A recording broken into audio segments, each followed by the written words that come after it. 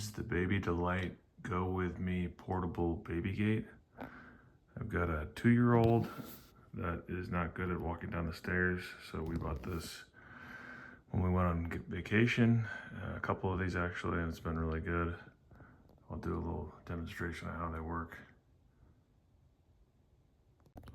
So it has this nice compact design when it's folded up, and you know, when it's in the portable mode.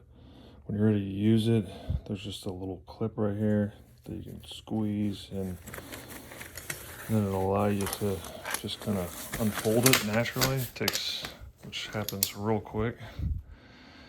And then when it's in that position, you stick it in to the door and then just pull it wide.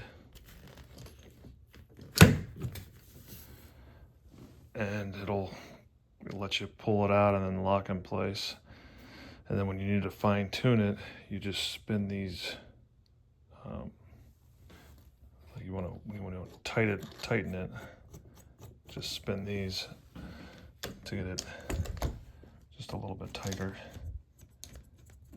But it's pretty simple, quick, and very sturdy as whole. Feels like it's pretty heavy. It feels like there's a lot of metal with it too, so it feels very sturdy. I definitely recommend these.